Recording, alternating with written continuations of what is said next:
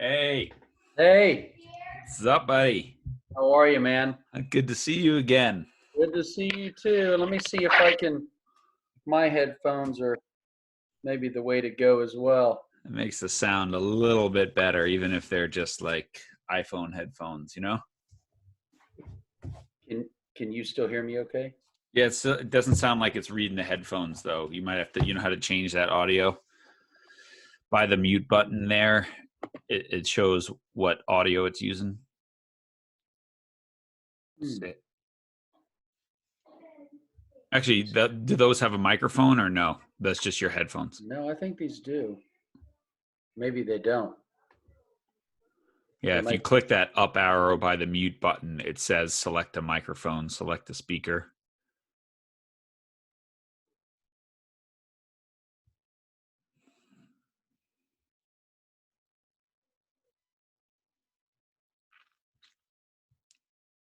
All right, give me just a second to work on this. Yeah. You see where I'm talking about? Yeah, I do. Yep, I'm on that right now. Let's see.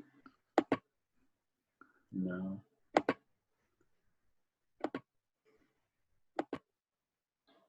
Did that change anything? I mean, maybe it said it before. I mean, usually if you just check the box next to your headphone or whatever, then that takes care of Yeah, it. it's not showing my headphone. That's the only thing. My Oh, options are same as system or built in. yeah. Yeah. Okay. Well, it sounds good right now. So, sounds good to me. Oh, now I can't hear you. Ben, welcome to the Way of Champions podcast, my good friend. Thank you, John. It's great to be with you. I'm super excited to have you on. You and I have known each other a long time from, I think we met at a soccer coaching license when we were both coaching college soccer. I've followed your pathway up to Division I soccer coach and sports psychologist, mental skills coach, and so much more. And it's always great. Whenever we reconnect, we end up on the phone for a long time. And so last week we reconnected, and I'm like, I got to get you on the podcast. Sweet, man. Well, this is going to be Yeah. great. Maybe you can tell people just kind of what's your story and you know what you do today, but how you got there. Yeah, you bet, man. And again, John, I really appreciate the chance to be on. Um, part of my story. One thing I want to start with a little disclaimer is I'm not a sports psychologist. I do not have a doctoral degree that would give that psychologist title. I am a mental performance coach. And I'm also pursuing my doctoral work right now in clinical mental health counseling with an emphasis in sport and performance psychology. So my journey on how I got there is I never planned to be here. That's for sure. This was never part of the journey. You know, when you and I met, I was just so entrenched and desiring to be a college soccer coach. I thought that was going to be it back when you and I first connected, and along the way, I'd say probably in maybe 2007 was really probably a defining year for me. I was just really intrigued with what were the psychological factors at an individual and team level, you know, that really help people get to that, just what we would call probably peak performance, right? Mm-hmm. Individually and collectively. And at a lot of the coaching schools that I'd gone to, there's a lot of talk about how, you know, the coach's role is developing the technical, tactical, physical, and psychological, and in some aspects, social development of players. And I never felt, me personally, that I got enough of the psychological. I thought that you know, those coaching schools did a great job teaching technique and tactics, but I always left wanting more of the psychology Yeah, of of your 30, 40 hours, it was like an right. hour. Yeah, right on. You know, Yeah. you got it right. But you know, they put up the models early on, and you know, when you're looking at the model, you're thinking, you know, 25% of what you're going to get. You know, if you're looking at it as a balanced table, that leg was cut short. Mm-hmm. And so, but if you ask anybody, and you can get into conversations, how much of the game is mental, how much is the sport, how much of sport is mental. It's unanimous that there's a percentage. Now you'll find disagreements on what that percentage is, but it's unanimous that a big part of people being able to perform at their best is going to be. And, Uh, and especially, right, and not to interrupt, but especially the higher you go. Right now you're working in Major League Baseball, but when you talk to people at the highest level, there's lots of players out there with what we might identify physical talent, tactical understanding, technical ability, right? And so it's the mental piece that really becomes the differentiator yeah, the yeah. higher you go, because it's not a lack of people with physical skills. You're right. You take two equal-bodied athletes, and the competitive advantage can be their mental game. So yeah, that's kind of where I am now in MLB, and just kind of how I got there was in 2010. I went back to Georgia Southern, my alma mater, really hungry to dive deeper into sports psychology. They offered a master's program there, and that's when I really started, I guess I would say, a formal education into sport and performance psychology. And as I was getting to the end of that, thinking still I'd stay in college soccer, I was so narrow in my focus that I wrote my master's thesis on, it was a qualitative analysis on leadership Mm-hmm.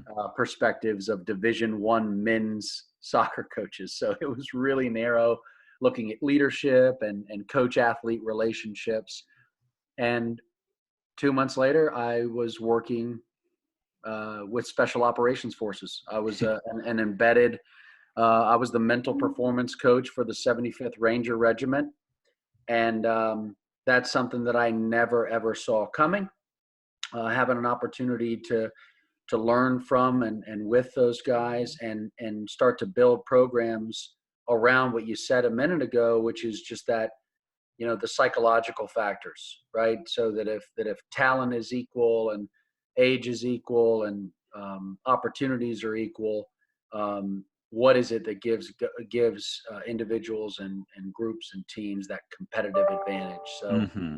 um, I just I fell in love with it, and I was intrigued on how to do it in an applied setting, right? Because you can kind of go two routes in the sports psych role. You can kind of go the research and teaching route, or more of the applied route. And I guess just being a coach, I felt more comfortable kind of being in the trenches and trying to apply. I mean, there's so many people out there doing great research in sport and performance psychology, and I want to kind of honor that in applying anything that we're doing through an evidence-based model.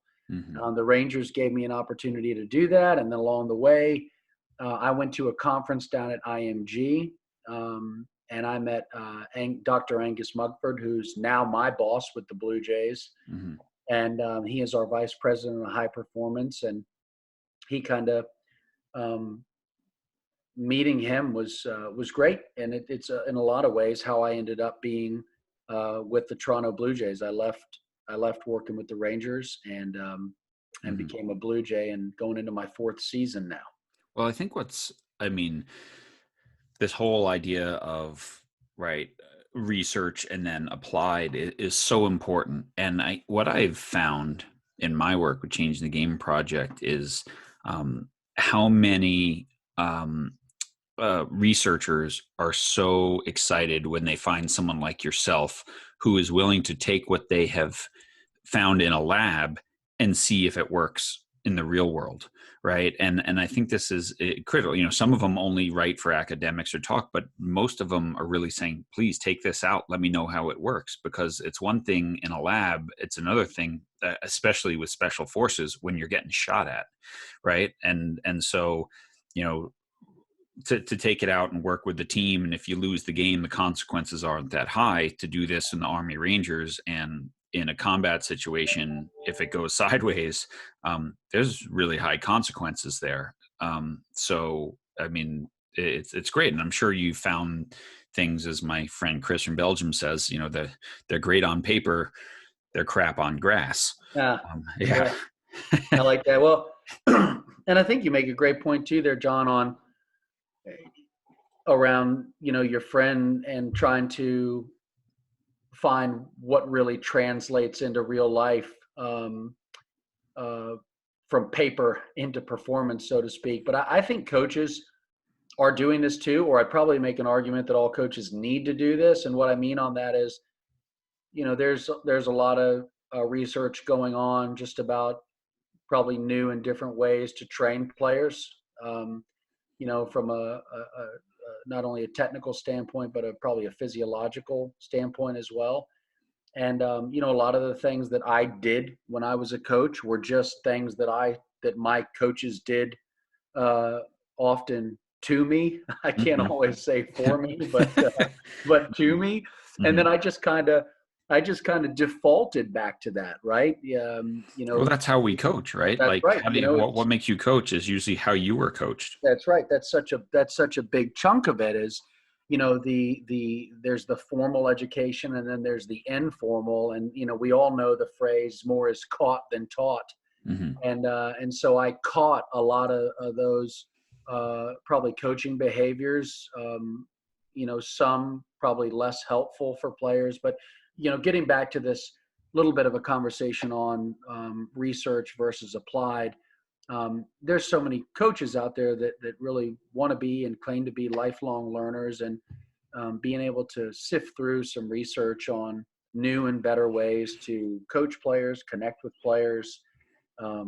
That's all out there. And I think the quote unquote master coach is somebody who's trying to keep up with this research, and probably ask the question, how and where does this apply? Because not all of it does, and that would depend level to level.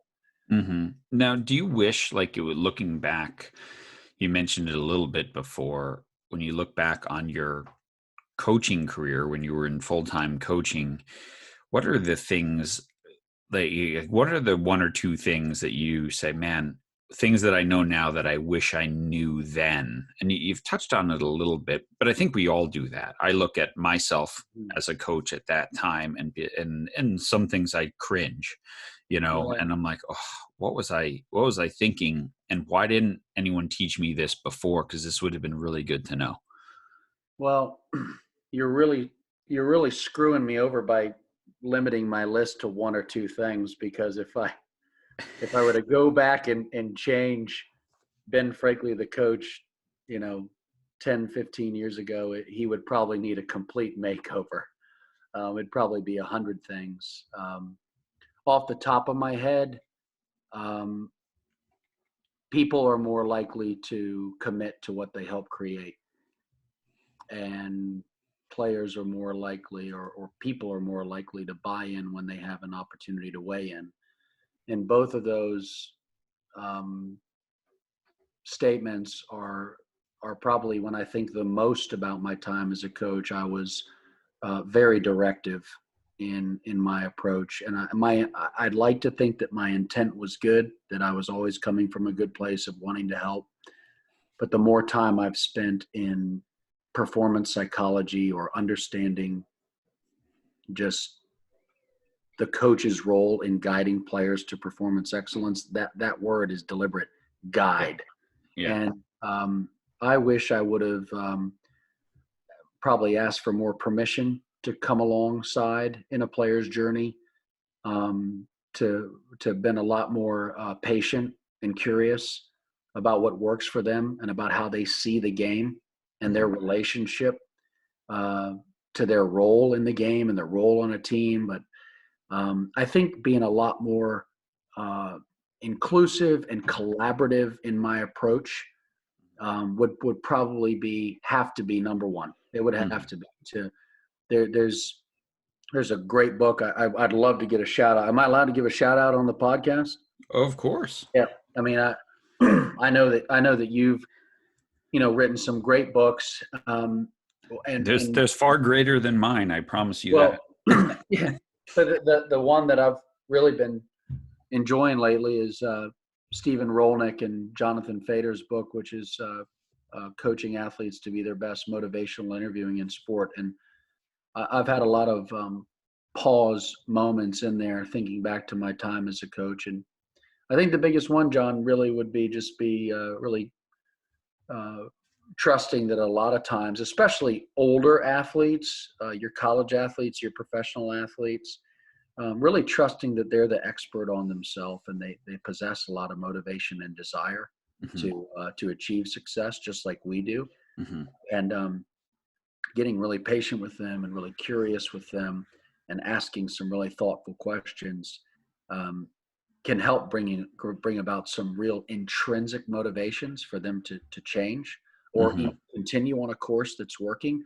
And that type of motivation is a lot more reliable than the doses that I used to give out back in my coaching days, And for I sure. think, and I totally agree. And those are, I mean, I would say your 1 and 2 there are very similar to my 1 and 2.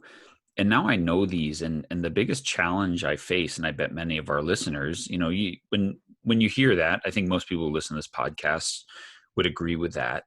It's time. How do I make the time to connect with each of those individuals? Because as a pro coach, you have more time than maybe an NCAA coach. As an NCAA coach, you have more time than a high school coach. As a high school coach, seeing them 5 days a week, you probably have more time than a club coach. So how do how much time, how do I get to know every kid like that? How do I get to find the time to ask those questions? Because this is still my challenge to this day, is I leave most practices going thinking about the opportunities I missed, not the opportunities that I took advantage of. Sure.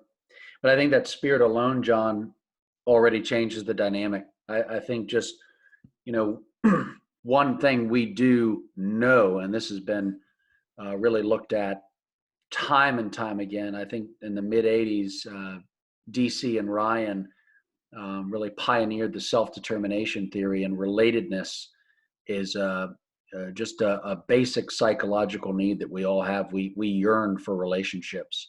And I even think, coaches entering into practices just with wanting to channel that spirit of connectivity of, is there one player um, that I can be a little bit more curious with about their life, seeing them as a person first. This is stuff that I really didn't think was that much of a big deal. I didn't think about it much at all when I was getting into coaching. I thought it was about, prepare your team, organize your team, clarify roles, and get results. Get them fit. And Yeah. right, Yeah. and I think, we really shouldn't take away from that either, because the higher you go, there are distinct pressures that I think you have to appreciate those things. Um, Somehow, though, there are coaches that do seem to have a real way of rapid connection, and I think it is. I think a lot of that does have to do with, hey, I see you. I Mhm. see you as the person. I see you as, the kid or the player. And I know there's an athlete in there too. And I think affirming the person, or just like you talked about, how to enter into a practice saying, how can I really connect tonight with everybody, or with a group of players, or with one or two. Um, I think the more that spirit shows up in a coach, um, that really has a real impact And on and a and if player's you journey. and if you have assistant coaches, right? Some have that luxury, some don't. You know, intentionally splitting up the group, or intentionally like looking at, okay, Jimmy's been struggling, right? He really struggled this weekend. I want to make sure, like tonight you are assigned to catch that kid doing something well, and give him a compliment, right? Yeah, Like we can, that's not unauthentic to do that. Just like it's not unauthentic to say we have to do fitness at the end tonight, right? sure. Like that can be part written on your practice plan. Like, catch Jimmy being good twice tonight. And And it, I love, I'm with you all the way on the catch them being good, or shine a light on what's right. Shout praise. I'm with you on that. It could also, John, just be um, talk to Jimmy tonight, or go find out, go learn something new about Jimmy tonight. Hmm. I think, again, I'm going to reference Dr. Rolnick and Dr. Fader's book, but in there, they do a really nice job of parsing out differences between praise and affirmations. And, you know, even coming from a good place and wanting to praise an athlete can get them to be over reliant on that, or Hmm. overly needy of that positive feedback in order to perform. But affirmations, those are ones where you can really draw those out from the individual. So having yourself or your assistant coach go and get curious about that player and really try and understand, what is it that is bringing you back to practice? What is it that's allowing you to keep showing up? What is it that allowed you, in the last 10 minutes of the game to do X? And leaving some space to learn from the player where that source of determination or courage comes from.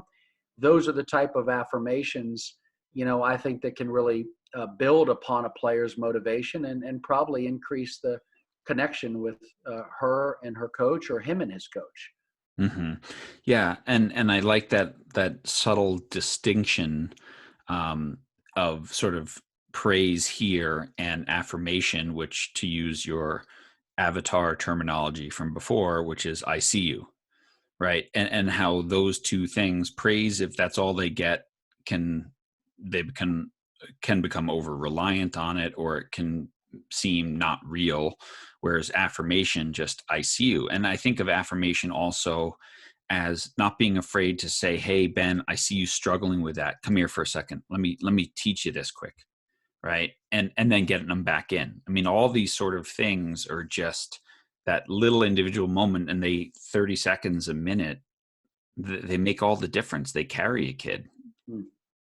Yeah, I think, yeah, John, I think the praise, kind of the praise talk is also probably um, more common and comfortable in the coach's toolkit. I think Right. part of that too comes from a lot of times praise, even when I love talking about this, what we're talking about right now. I've This is really been fascinating because I don't trying to, think a lot of people have yeah, like seen that well, subtle but important difference. right. And I've still got a long way to go with it myself. What I've been kind of reading and nodding along as I've been learning this, is, even when we praise sometime, it's, like, great job making, that run, or, hey, way to set that screen. Really what you're praising is the things that the coach has taught the player. Yeah. So it's almost a little bit of just affirming, yeah, you're doing everything I told you to do. Affirming is less so in that. It might not even be, I love what you said. I see that you're struggling, right?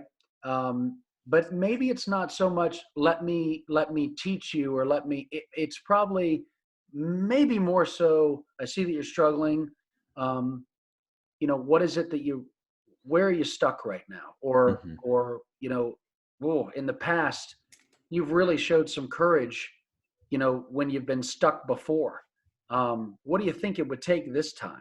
Again, it's putting it back over to the player. And I do want to acknowledge, you're not going to have that conversation with a 6-year-old, or maybe Right. with a 10-year-old. It may just flat out be some praise and encouragement. I think the target audience now is, the players who have, you know, kind of chosen to go on that journey, and they're really committed to their sport, and they have had some experiences, and they've built up some wisdom inside themselves about how they navigate life in the game. And these type of affirming moments, I think, are like, I'll go back and use your example. I see that you're struggling. You've showed great courage these last couple days. You keep showing up even though it's hard. Where's that coming from? Or where's this strength? Where's this courage coming from?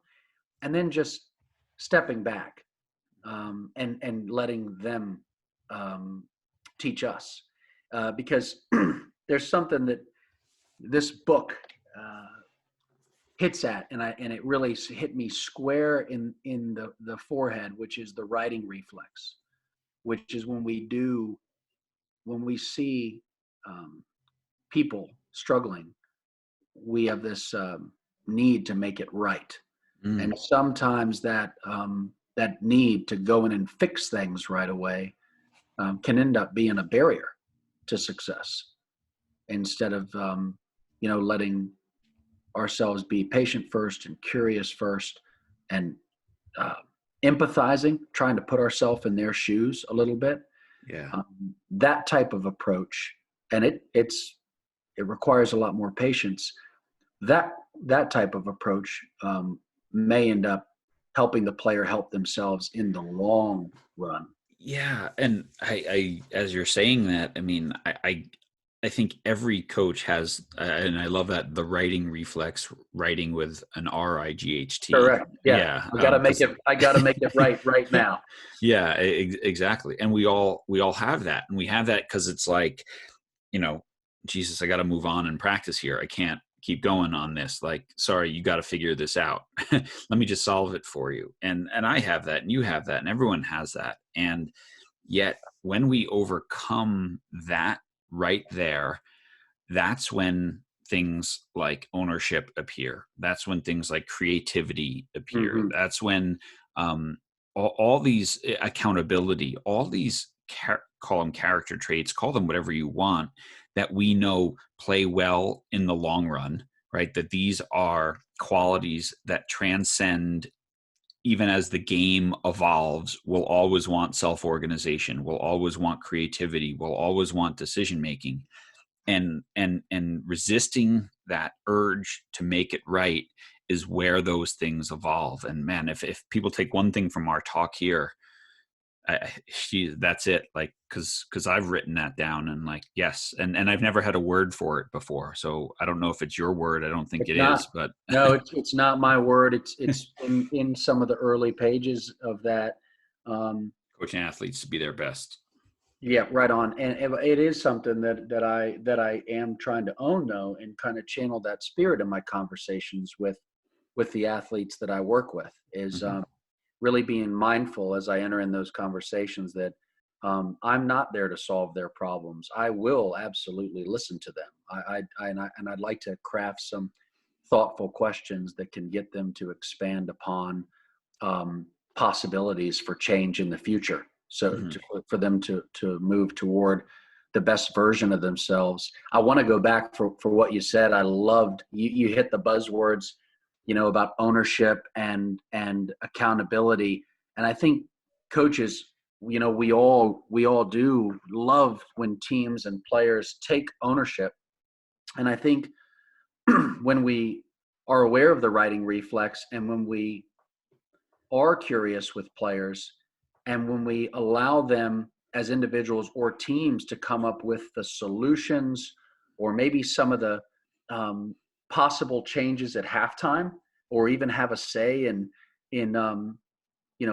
expectations around the team, the chances that a team, and this goes back to this idea, people are a lot more likely to commit to what they help create. The chances that they will own it and stay accountable to it are higher, because you've given them a chance to have a say so in the Yeah. matter.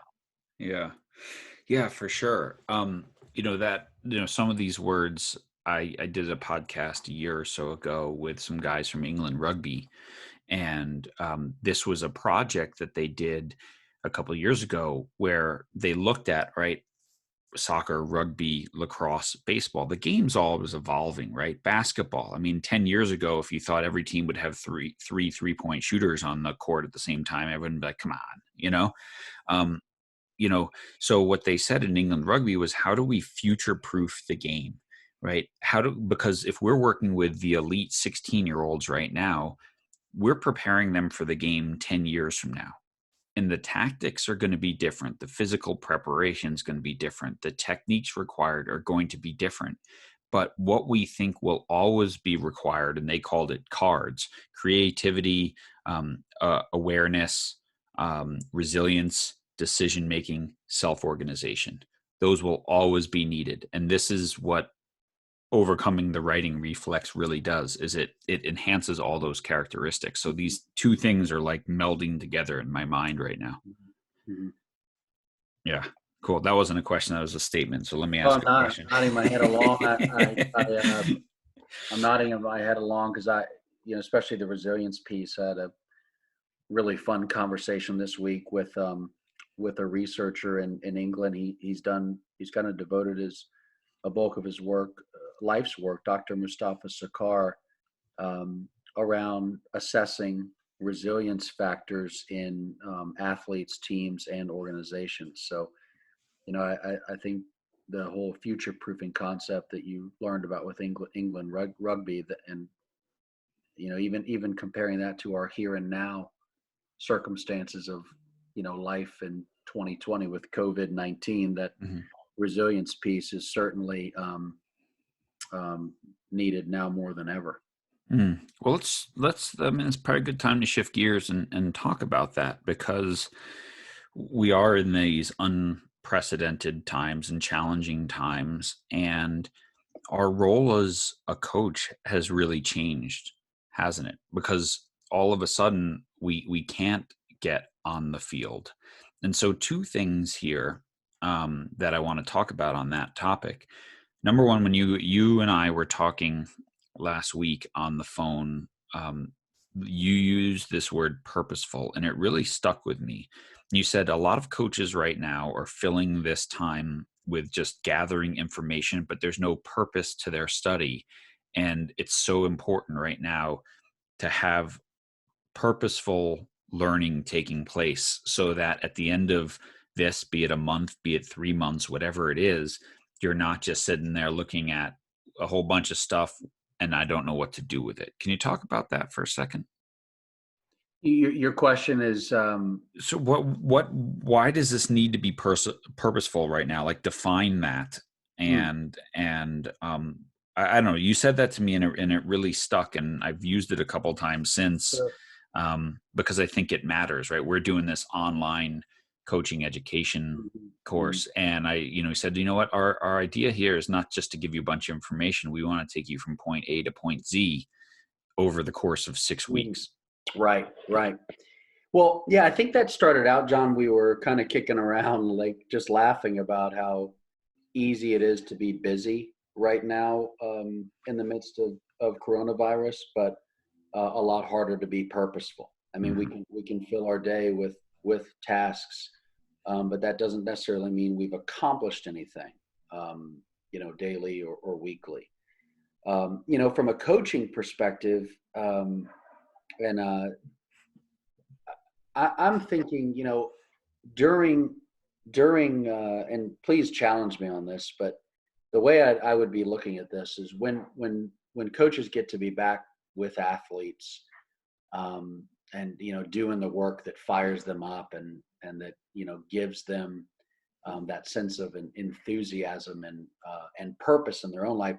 They're spending a lot of time on what they're coaching. Right, so they'll have a topic, for every practice that they have, and they're going to want to execute that.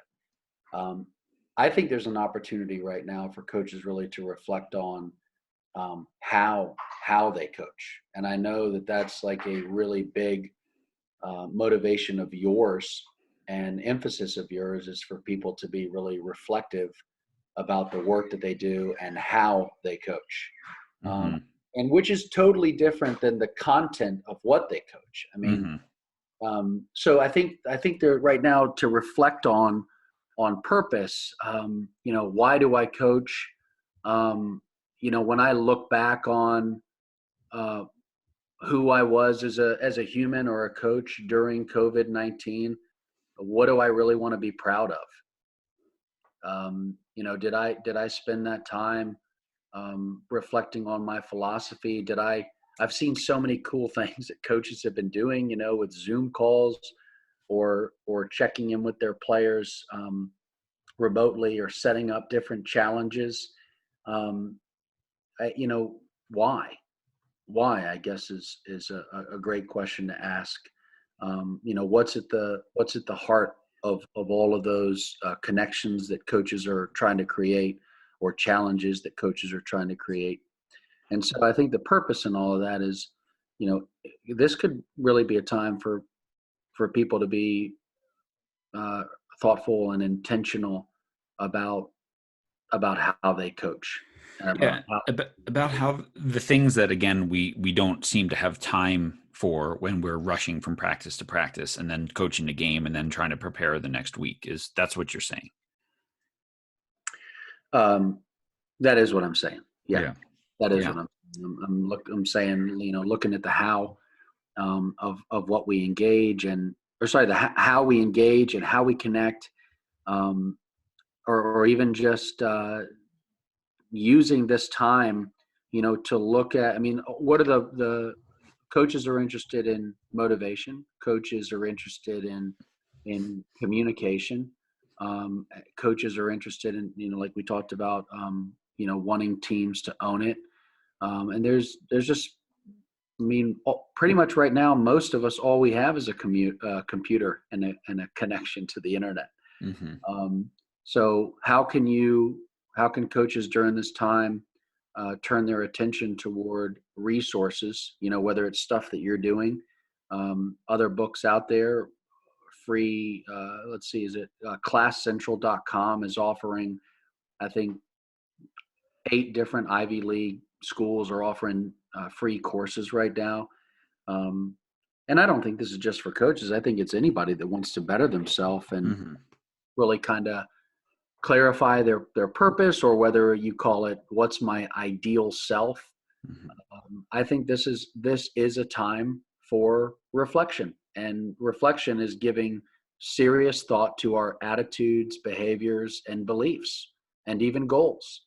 And I think, yeah, for me, I'm trying, and I'm not here to tell people how they need to spend their time during the pandemic, but one of the things that I am being deliberate with is that what I just mentioned, and Mm-hmm. reflecting on the goals, beliefs, attitudes, and values.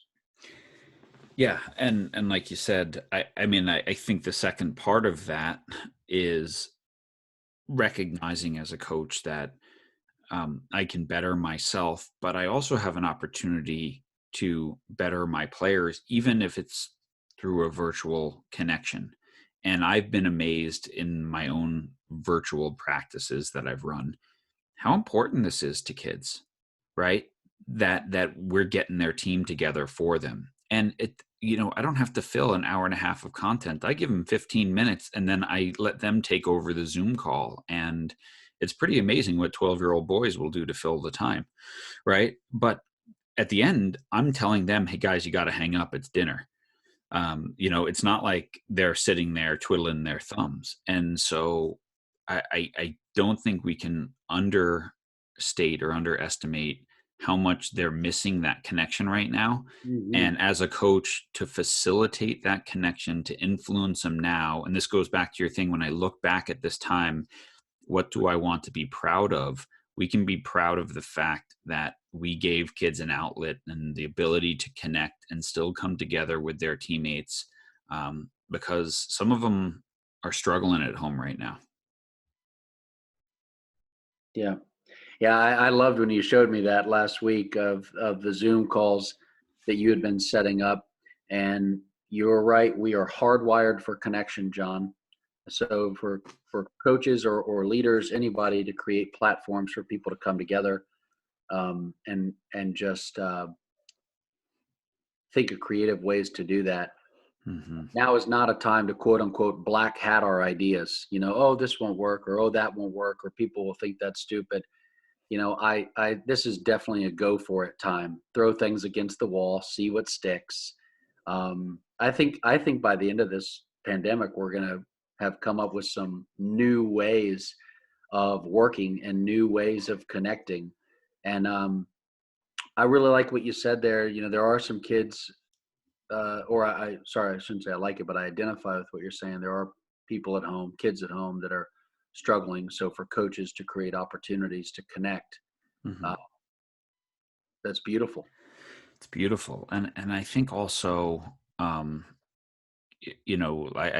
what we're going to see at the end of this is that there are players out there who are players. There are coaches out there who are sadly purely transactional, right? You pay me, I teach skill type thing. And those are the ones whose influence is going to wane in this moment. But those whom are transformational, those who are building relationships and connecting, those who are getting their kids together, creating these competitions, doing whatever they can, running an online skills session. I love, like you, I'm loving seeing some of the creativity out there right now. And those type of coaches are going to be valued so much more at the end of all this than the ones who might be fantastic technical teachers, but that's all they got. Mm-hmm. Mm-hmm. Yep, I think you nailed it, man. The individualized consideration piece of transformational leadership is going to show itself now more than ever for the thoughtful coach that really isn't even trying to coach players right now. She or he is just trying to connect Mm-hmm. with the people on their team. Like, we don't have players right now because there's no games right now and there are no practices right now, but we're all people. And so for people that are getting really creative to think about the individuals on their team and who has more or less resources and who might need more than others right now, and just reaching out to connect, that goes such a long way. And I'm even thinking about that with my teammates and even with the pro players that I work with. I've asked, I try and make things offerings as much as possible and respect the autonomy of the people that I work with. My approach, I hope I'm doing a good enough job of just offering support and asking what players need. And I'm not surprised, just given the high levels of isolation right now, that most people are saying, I appreciate the check-ins. Yeah, they Appreciate. do. I mean, it's so great when you get a text from an old friend or just a random phone call or whatever. It's important. And now, I mean, I think this is a great time to talk about this. I mean, here you are, you're working with a Major League Baseball organization, and so they've got the top level of major leaguers all the way down to, single A and minor league players.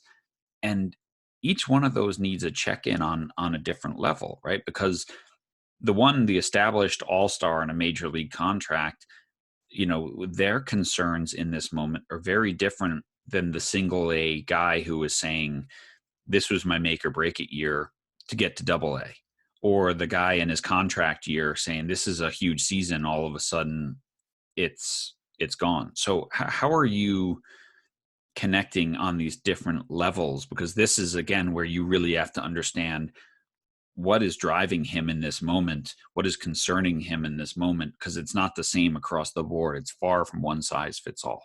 Yeah, you start right there with that, wanting to understand what are your biggest questions, what are your biggest concerns, biggest needs. We do have a lot of different subgroups, like you just mentioned, from guys at the major league level, all the way to down to our short season teams and Gulf Coast League and Dominican Summer League. Um, we even have a unique situation. In fact, a lot of major league teams do that. Some players, like in Venezuela, for example, we're not able to get home before Mhm. things logistically were closed up. So you do have different groups, different needs. I'm very blessed. Um, I love working for the Blue Jays. We have some very dynamic leaders, and right when this thing started, people were coming together daily on Zoom calls to discuss just this overarching question: what can we do? What can we do to help? And that has evolved. That has evolved into different initiatives to supporting our players that could not go home, which we have a group of about 20. We had a virtual town hall meeting with those guys today to hear what their needs and concerns were, in order so that we could address them. Um, I think communication during this time is critical. Zoom calls have been probably probably 3 to 4 hours of my day in just finding out, for example, Our Venezuelan players at the hotel, what do they need? The group of players in our rehab environment that are coming back from an injury, what do they need? Players that are at our affiliate levels in the minor league system, what do they need? And then we have a whole support staff of people who are checking in and communicating back what they're finding from those conversations. Mm-hmm. Um, at the highest level, just encouraging people to take care of themselves and their families during this pandemic is number one. And then also being able to reach out to teammates and players and just have conversations with them about what they need and how they're doing, and how they're progressing, or how I think people are being really creative right now in finding a way to train and to develop. And I think you're, building resilience alone in people by doing that. If you take guys out of a pro environment that have just about every resource possible, from housing to meals to strength and conditioning equipment to great coaches, and then they're reduced to a kettlebell in their garage, or a telephone pole to do pull-ups on. Mm-hmm. You find out, quickly who kind of has adopted this uh, challenge mindset of I view challenge as an opportunity. So I'm going to kind of create my new normal. I saw some guy like created a rowing machine out of like a skateboard and and exercise bands and like Right. his porch, and yeah, it's great, man. Yeah, it's interesting. Have you ever read The Power of Moments, Chip and Dan Heath? It's a fantastic book about what makes moments memorable, what makes them sticky. And it goes into all the research around this and sort of these different moments of life, of high elevation, of pride, of deep insight, of crisis. These are the moments that stick. And if we as coaches, if we as leaders are intentional about that's one of the moments, then we can shape those moments. Then we know that this is going to stick. So right now I have to be more intentional than I've ever been before. And I think it goes without saying that this is a moment. Everyone alive now with conscious awareness of what's happening in the world is going to remember right now. And as a coach, man, this is our opportunity to jump in and influence and make a difference. And I don't think that can be overstated. No, I hear your passion, man. I think I'm hearing probably the genesis right there of why Changing the Game project even started. This is my moment and an opportunity to influence. And I love that you're using the word moment right there deliberately, because I think a big part of, going back to, you know, perspective taking. And when I look back on who I was during this pandemic, what do I want to be proud of? Or how do I want to have conducted myself?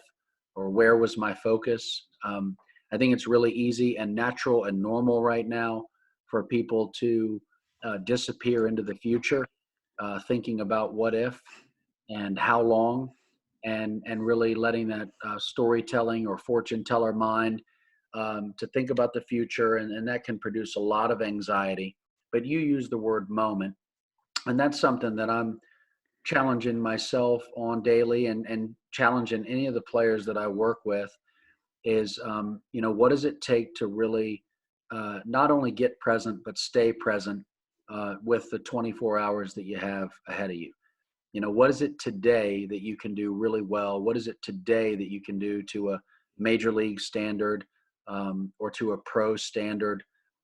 What is it today that deserves your absolute attention? And if you gave it full intention, with what you're doing, what would you get back out of that? And that was something that I actually had challenged, or offered out to our rehab players yesterday was, whatever it is today that you need to be intentional about, uh, if you put your full focus there with intention, chances are you'll pay less attention to any thoughts and feelings that can distract you. And I think there are plenty out there right now with the pandemic that people have good reason to be worried about. I think that's very natural and normal. And I think anybody, to go back to your word of moment, that can bring their attention back to this moment, this one right now, uh, this is the only place where we can live, is right now in this moment. And as tempting as it is to think about or worry about the future, that really doesn't pay us back at all with anything but anxiousness. So helping each other right now, stay present and stay engaged, set goals on a weekly basis or daily basis. I think those are, some real resilience building strategies that can help us buffer against stress. Sorry for the tangent. No, but I think it's really critical because what that does is focus on the controllables, right? And that athlete in rehab who might not be able to run like a major leaguer now because they got a bad knee, they can certainly sleep like one. They can certainly eat like one. They can certainly work out like one, right? With attention and focus and commitment and stuff like that. And I think if you string enough of those days together of doing the things that you're capable of doing to their best level, pretty soon you look back on it and say that was a time of growth. And so I think your advice is fantastic on so many levels. But even the 12-year-olds I coach, I mean, this is probably the only time in their life where they can actually sleep well, adequately for what they should sleep. And I know you have kids of your own, and it's like, great, here's your chance to actually get some sleep. Yeah, you're right. I think that goes really back to the mindset that we're choosing to channel during this time is, do I appraise the situation as an opportunity or a threat? And it's people should know it's okay for that to change from day to day. And to be aware and really normalize that we've got some negative emotions about that, and there are some real fears. Um, but to be able to kind of step back and ask ourselves, what are the opportunities here? And you said the word growth. How can I grow during this time? And then for people to look at their list of what they can do, that gives us a chance to take action. Yeah. And that's how we grow. We grow through action. Not to say that it's easy, but we know whether it's choosing sleep or new ways of working out, choosing something is better than kind of this paralysis by analysis or disappearing into the future because we're anxious. It's very easy to get caught up in Yeah, watching news and reading articles, and 4 hours later you've accomplished nothing sure. except to raise your anxiety level. Right. Yeah, you may have started the day at a 4 and now you're at an 8 or a 9. Yeah. Yeah. Yeah, exactly. Well, I mean, this has been super, super helpful for not just, overall 30,000 foot, but in this very moment. But I want to throw a couple of terms at you from your perspective as someone who is dealing with mental performance, because I think there's some topics that when we get beyond this, these are things that are really, really important, and you have great insight on these. So I want to kind of throw these terms at you, and maybe you can give our listeners some advice of how you work with athletes to overcome these sort of things. Okay, does that sound good? Let's do it. All right. So, fear of making mistakes, Hmm. Uh, recognizing that that could be a whole podcast in yeah, and of itself, but just sure. just I think about comes to mind. um, perfectionist, perfectionist attitude, and how a fear of making mistakes can cause our body to tighten up. Um, I would say if not only if a mistake is made, but when a mistake is made, what's my best response? Hmm. Hmm. So, yeah, how do I respond to this? How do I get beyond this? And just also recognizing that anytime it's a fear of making mistakes, again, I kind of touched on this a minute ago, and I'll kick it back to you. If I'm thinking about making mistakes, my mind is where? It's in the future. It's in the future, right? Yeah. So I think being able to bring our attention back to our breath, bring our attention back to any type of task relevant cues that would help us perform, right? So if I'm afraid of missing this free throw, but I have a cue of elbow tight or, you know, you know, follow through or wide feet, whatever it is, any type of not inspirational or motivational self-talk, but task relevant cueing. I'm a big fan of what's in my control, task relevant, how I position my feet, my eyes, my head, my hands, whatever it is, it's going to give me the best chance of fully executing this play. But yeah, when my mind is really preoccupied with the future idea of making a mistake, I'm going to get more tense. I'm going to be way less out of the moment, and the chance of that mistake actually happening is probably going to increase.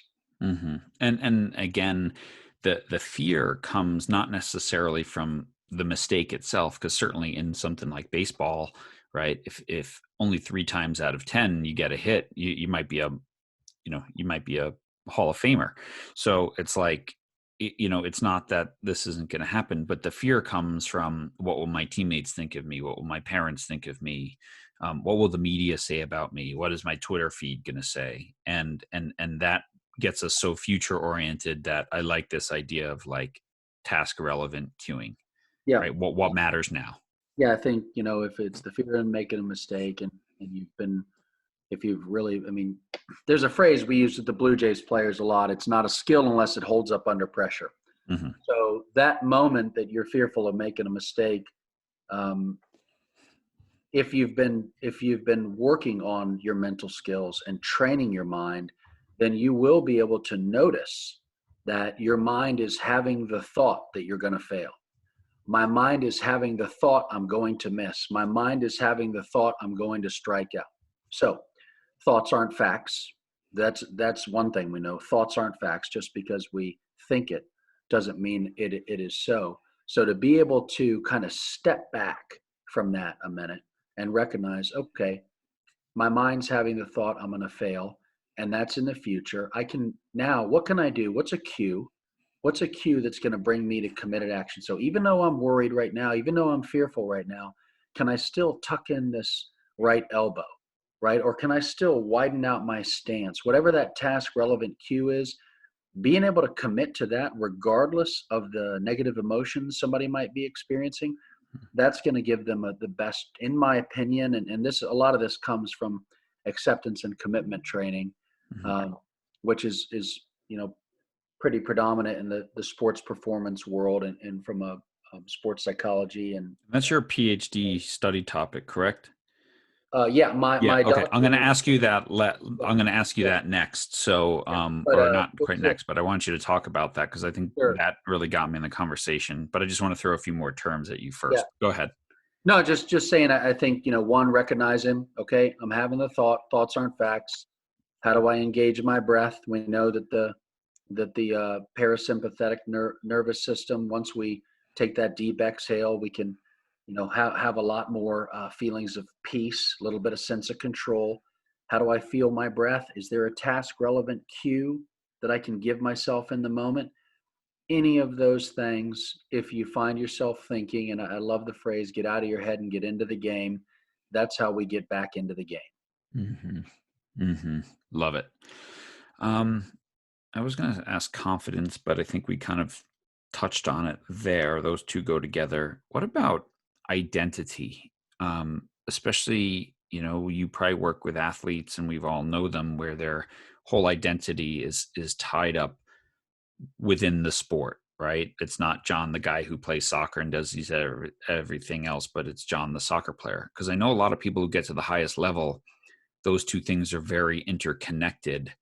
How do you talk about identity outside of your sport? Great. I love that question, John. My mind goes straight to values right away. And just, I think those can be some really exciting and interesting conversations with players when you want to find out, what are you about? What are you about? When we have a phrase with the Blue Jays, it's called live your legacy. And, what is it besides this position that you play, or these numbers that kind of the world may know you by? What else defines you? If people only know you as a first baseman, or as a center back, or as a guard or a quarterback, what are they missing about you?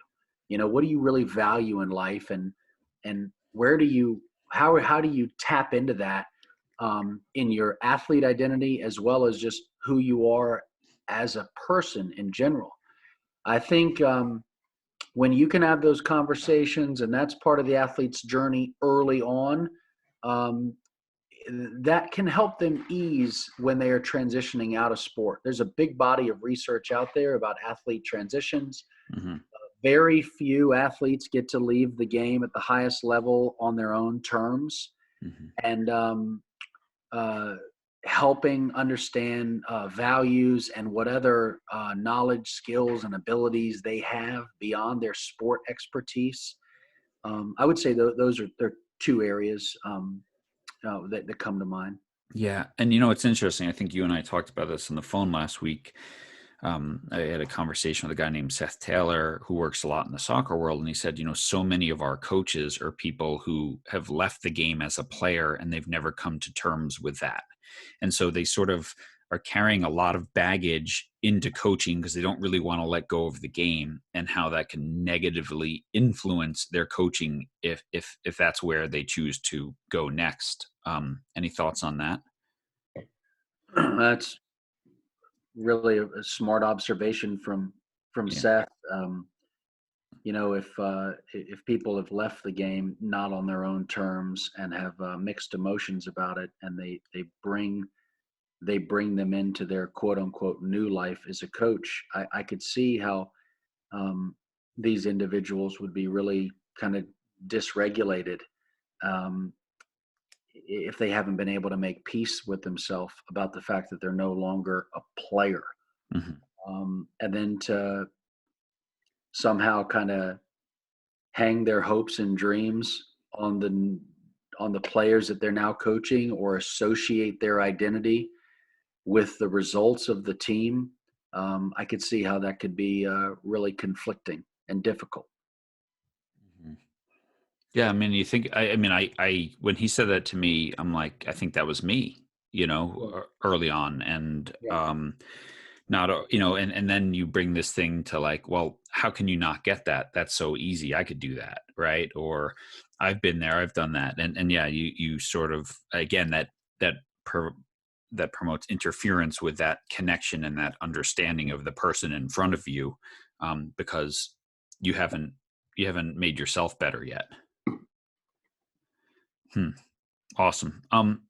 Let me, I want to be respectful of your time here. And so let me stop that one there. Well, let me do this one because I think this is important in this moment. Um, I miss my team, right? And that can be leaving sport, or I miss my team right now.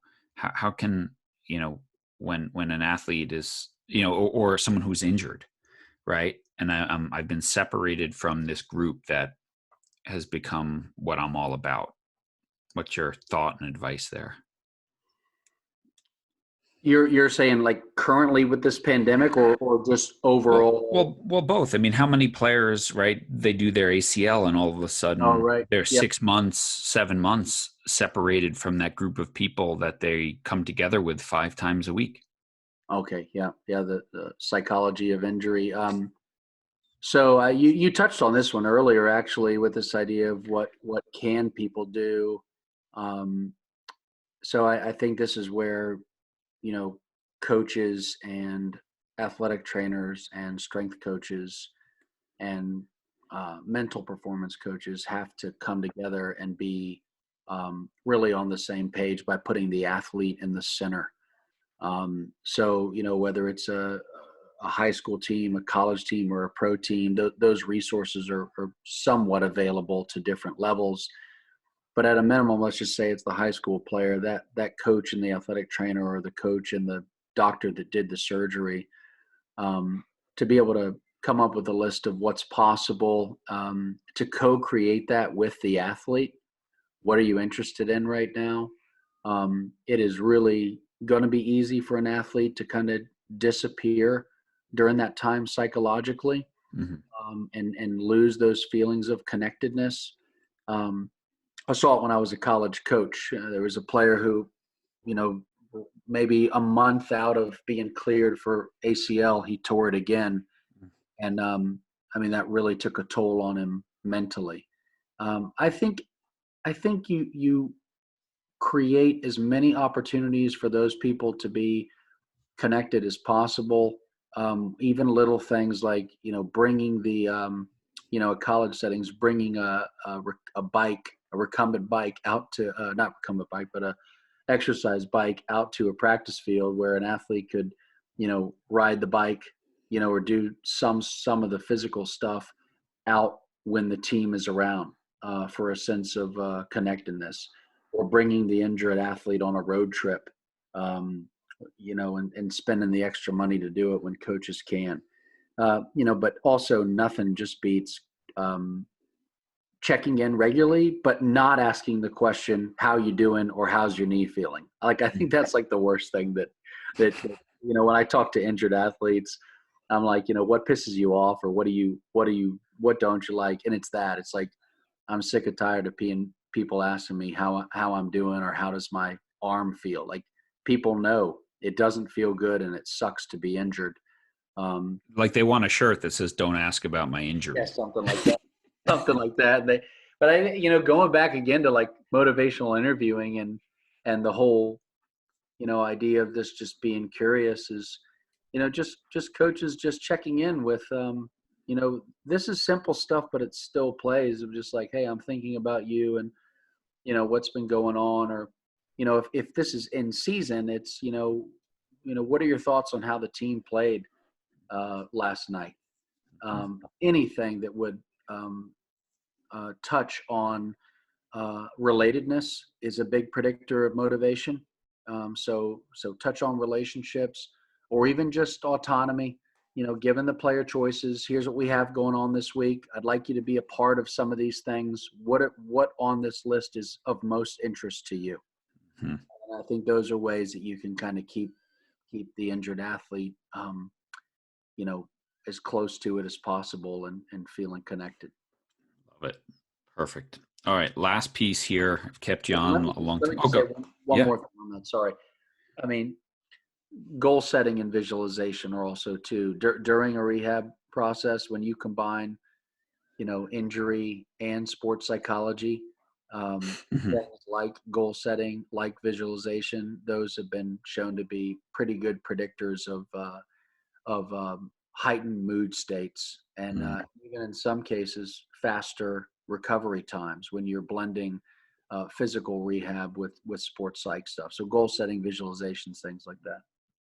Awesome. I'm glad you threw that in because I think that's really important and something that we don't necessarily think about, right? We just do the physical piece and not the mental piece. Awesome.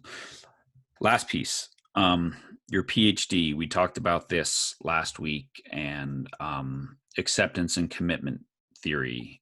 Talk about that just for a second, and then maybe what your research is in, because I found this really interesting, and it'll probably be a great excuse when it's all done to get you back on the podcast. Well, I'm excited to talk about the great work that other people have done in this space for a really long time. So, um, having been a college soccer coach for 15 years, coaches are a group of people that are really. It's a group I'm really passionate about. Um, I love watching coaches coach. I've also been a coach, and appreciate um, just the many balls in the air that coaches have to keep, and the this idea of a pressure to win, but also this instinctive desire to also want to connect with the athletes that they coach. Um, so my master's thesis was around coaching and leadership, and now I'm doing my doctoral work in clinical mental health counseling with an emphasis in sport and performance psychology. And one of the things that over the last 3 years I've been really interested in, and even applying in my own work, is acceptance and commitment therapy, but it's really called ACT, I've been really blessed to befriend and get to know Dr. Stephen Hayes, which is the founder of ACT, and it's been around for you know, I'd say 20, 30 years. I don't have the exact date, but basically, John, there's 6 core processes of ACT which promote something called psychological flexibility. And in these 6 core processes, things like committed action and values and the ability to be in the present moment, make contact with the present moment, um, or just acceptance, right? I mean, that's one of the big things alone. Instead of fighting with our mind or wishing something wasn't so, our ability to accept it is something that promotes psychological flexibility and our ability to see things differently. So, how I'm trying to piece all this together is coaches are nobody more than coaches are right up at the coal face of the pressure performance relationship that athletes face on a daily basis. And not only that, but coaches are typically the most credible source on the team for players to go to for technical and tactical advice. But in a lot of times, mental coaching as well, right? A lot of times coaches are helping athletes with confidence, and coaches are encouraging focus. Coaches are encouraging commitment. You know, all of these things, coaches are working in that space all the time. So in and amongst all of this, I'm very mindful of my own experience as a coach and where I definitely did not show up every day at my best. My mind might have been preoccupied on winning. Some of my behaviors, in coping with winning and losing might not have been optimal. And I know for a fact, speaking from experience, that I wasn't extremely clear on what my own values are.